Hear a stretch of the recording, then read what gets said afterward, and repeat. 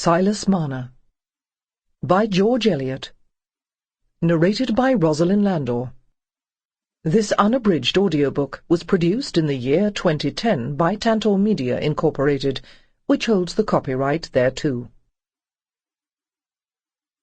Part 1. Chapter 1. In the days when the spinning wheels hummed busily in the farmhouses, and even great ladies, clothed in silk and thread lace, had their toy spinning wheels of polished oak, there might be seen in districts far away, among the lanes, or deep in the bosom of the hills, certain pallid, undersized men, who, by the side of the brawny country folk, looked like the remnants of a disinherited race. The shepherd's dog barked fiercely when one of these alien-looking men appeared on the upland, dark against the early winter sunset. For what dog likes a figure bent under a heavy bag?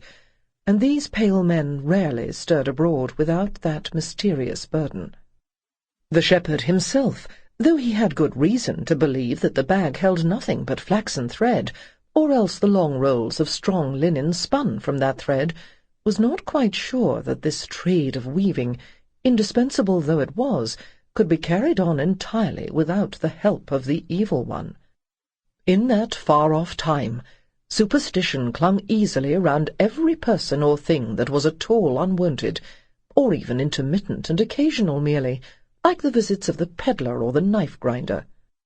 No one knew where wandering men had their homes or their origin, and how was a man to be explained, unless you at least knew somebody who knew his father and mother?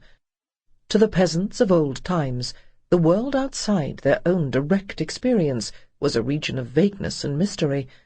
To their untravelled thought, a state of wandering was a conception as dim as the winter life of the swallows that came back with the spring.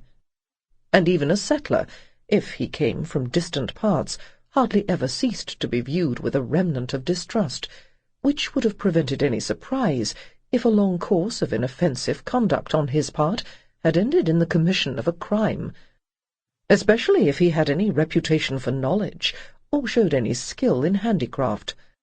All cleverness, whether in the rapid use of that difficult instrument the tongue, or in some other art unfamiliar to villagers, was in itself suspicious.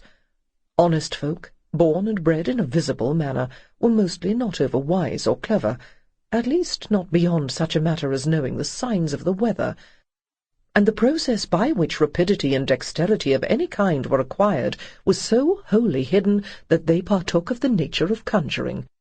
In this way, Sample complete. Ready to continue?